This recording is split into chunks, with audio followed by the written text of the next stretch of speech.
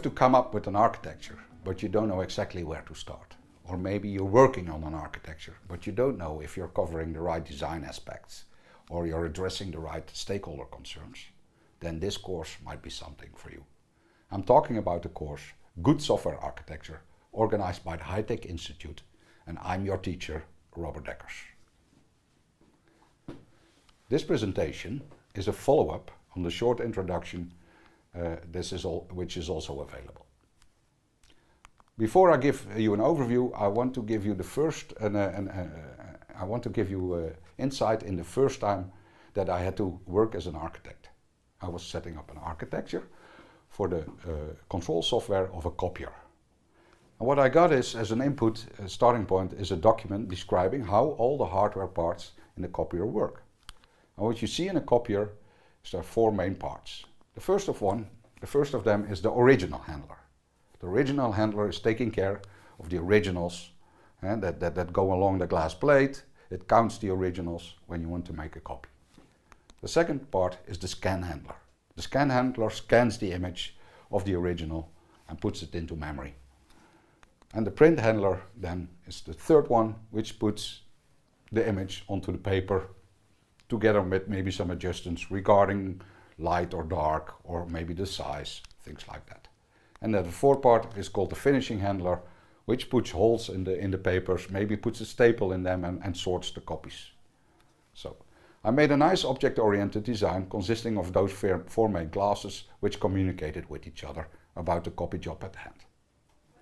But after a while, you also know, especially when you ever use the copier now and then, that sometimes paper gets stuck inside a copier.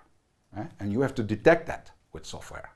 And you have to locate where the paper is stuck, where the paper is jammed.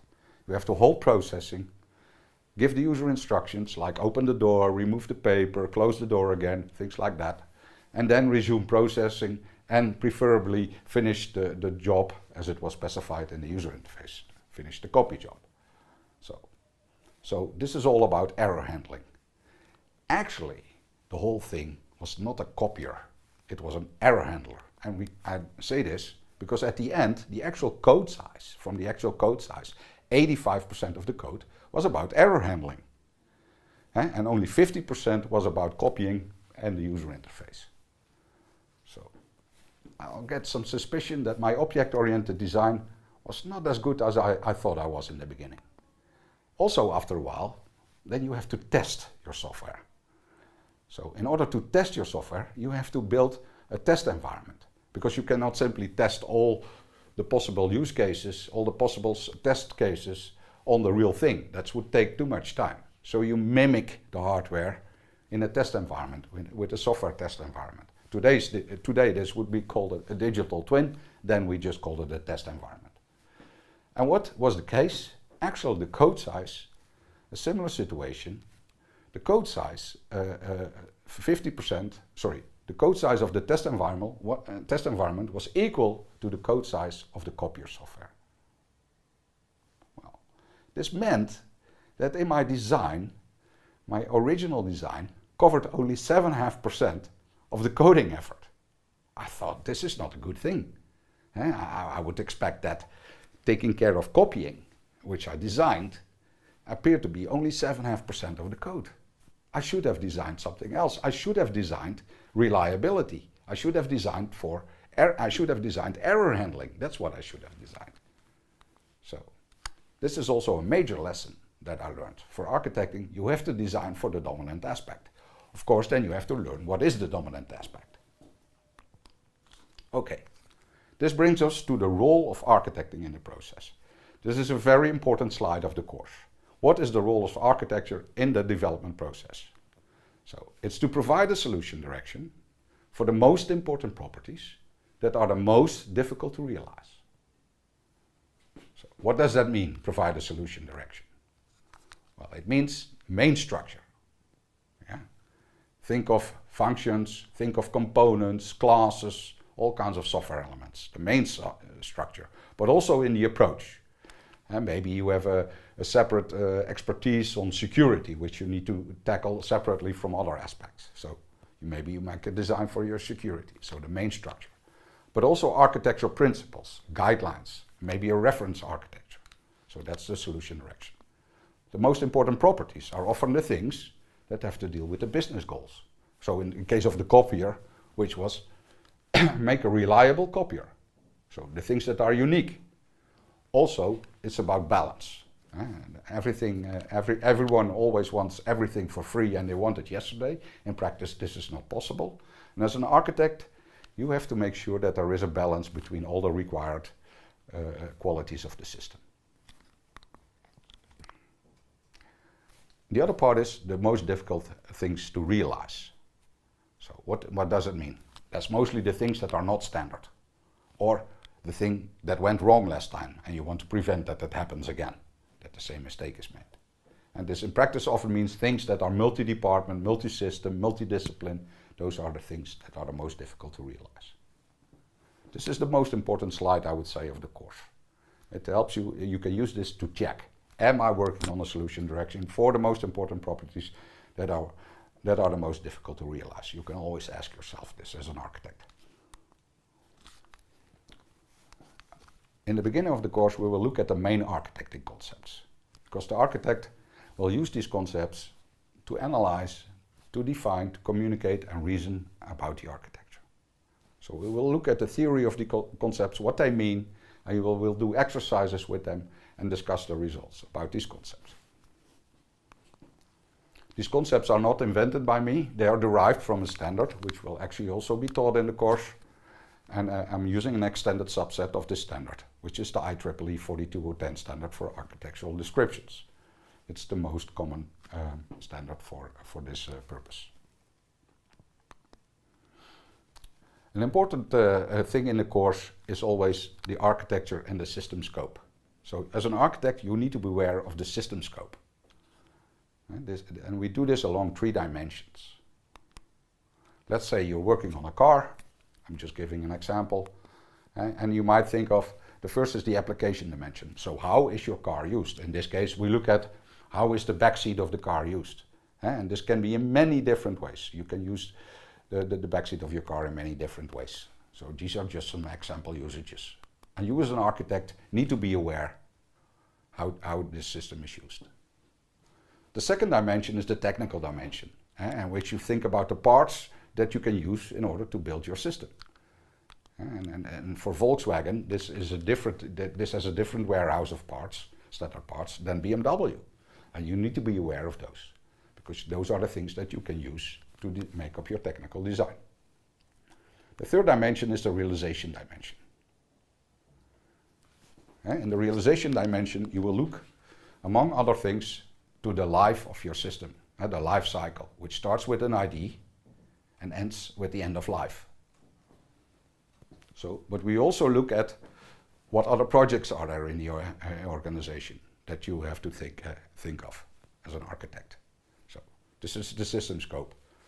And extended to that, together with the system scope, we also talk about the system and its environment. And because they influence each other. If something changes in the environment of the system, maybe you also have to change the system. If the system changes for some reason, maybe you also have to take care what the impact is and look what the impact is on the environment of the system. And we do that first. And most important thing is the stakeholder analysis and their concerns. Analyzing the concerns of the stakeholder will teach you how to come up with a good specification of concerns. We look at the role of the software in the bigger picture. What does your software mean in the context of the whole system? Maybe your software is part of an embedded system, so you also have to work with mechanics and electronics and things like that, and maybe chemics. So the role of the software architecture in the bigger picture. In the technical dimension, we will look at related systems. We specifically look at 4 types of relations with other systems. Is your system part of a larger system? Does your system contain subsystems? Is your system part of a system family, or maybe your system is part of a system of systems? Those have different relations and different impact on what you do as an architect.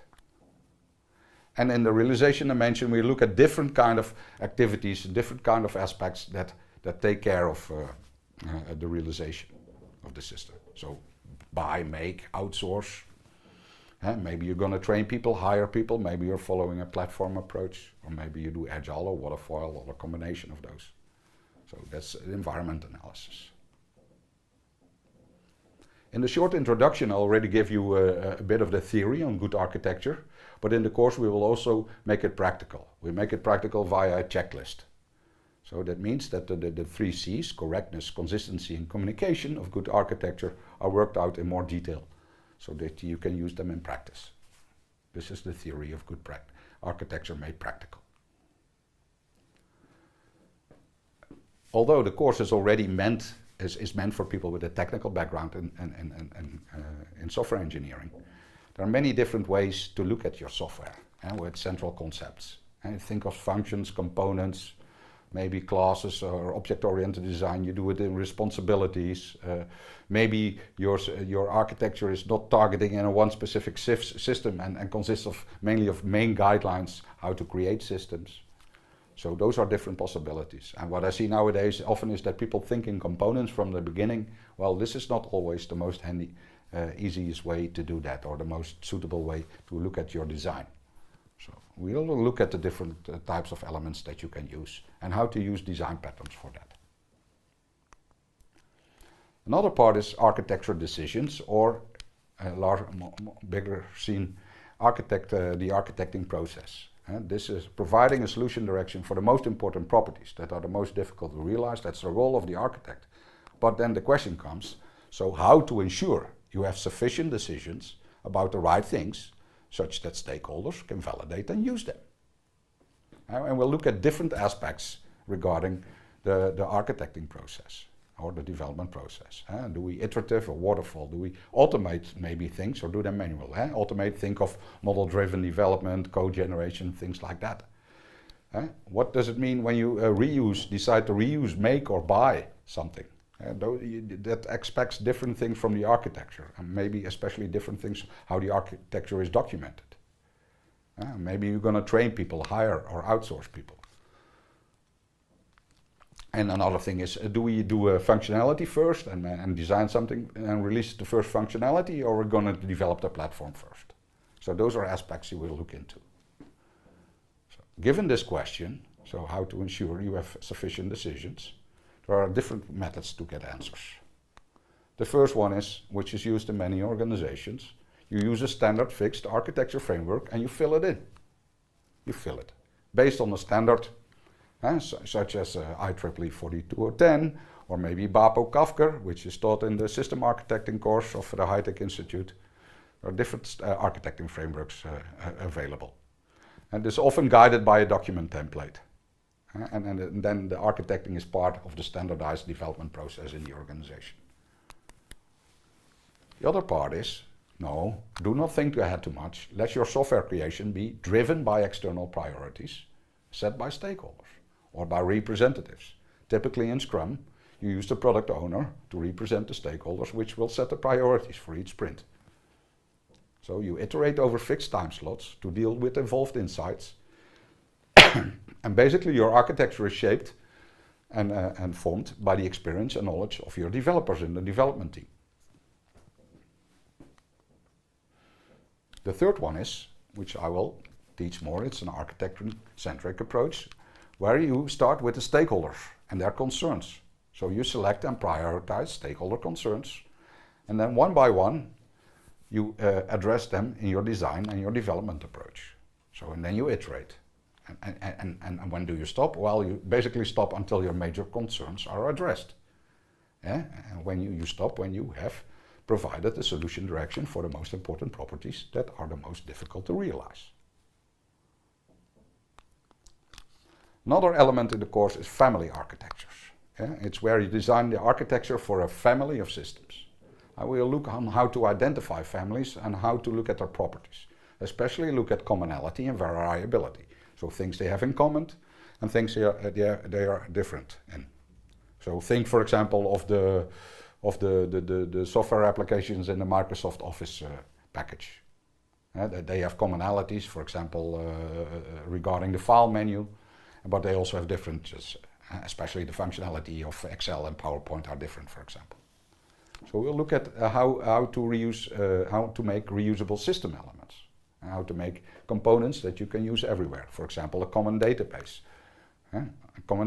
or an enterprise service bus, or maybe how to have design patterns that you use throughout the realization of all your family members. Family architectures. As I mentioned before, with, for example, the copier, the issue was not functionality, not copying, but reliability. And these things are called quality attributes, the LATs.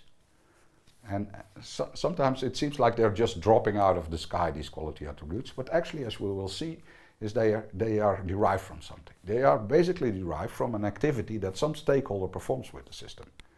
And for example, in the copier, you have a service mechanic that replaces parts. So that's why you can talk about replaceability. So replaceability is derived from the fact that the activity to replace takes place. And you can do that for other activities. For example, the learnability of the system, or recoverability, when some error or paper jam occurs. So all these LATs are derived from activities. And the second order is that you can talk about the metrics, the speed of replaceability. How fast can you replace a part actually? When we think of performance, we often think of how fast the functionality is, but you can also look for the other activities, how fast they go. So these are the types of quality attributes. We make this more practical by using the standard, the ISO standard for 25010, standard for quality attributes of software-intensive systems, which helps you to make the quality tangible and testable with metrics.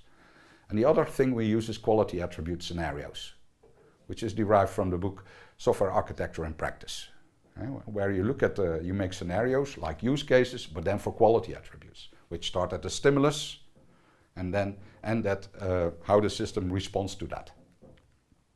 So this is quality attributes. So as an architect, you're dealing with many, many choices to make. So there's a lot of information you have to take into account. So there are different technologies that you can choose from. Maybe not all of them, of course, in practice, because sometimes in organizations you already have a baseline of technologies that are used. But still you can use many technologies and many design patterns you can choose from. But also many approaches, many different aspects regarding to how to realize the system. And the point is, you have to make decisions. And these decisions should be reasoned, such that the architecture becomes realizable. It must be possible to realize the system with your architecture. Otherwise it's nonsense. You have to be able to realize that. And the people that have to realize that have to approve. They have to really approve and say, yes, we understand your architecture and we can realize it. So also your decisions have to serve a business purpose. They have to address the most important properties. They have to address the major stakeholder concerns. And your decisions should be traceable. And for this purpose, I already showed you the circle, which is called the architecture reasoning model. So the architecture reasoning model helps you to make decisions, so that in some part of the circle something changes, you can analyze the impact on other parts in the circle. Some new functionality is needed. What does it mean for the technical design? What does it mean for the realization approach? But also some technology, maybe your database changes. So what would be the impact for the functionality? This is where the architectural reasoning model comes in. So this is the core good software architecture.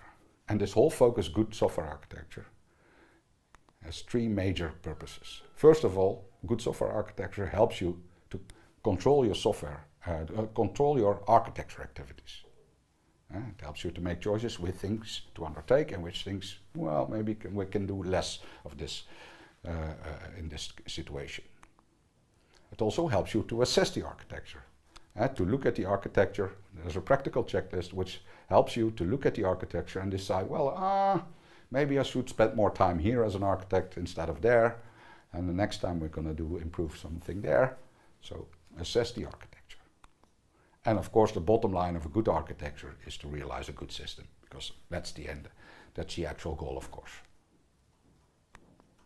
Okay. This was my overview of the course, Good Software Architecture. I hope you already learned something, but if you're interested and you want to know more, you can contact me or visit the website of High Tech Institute or contact them to organize a course or to already subscribe. I hope to see you there sometime. Thank you for listening and watching. Goodbye.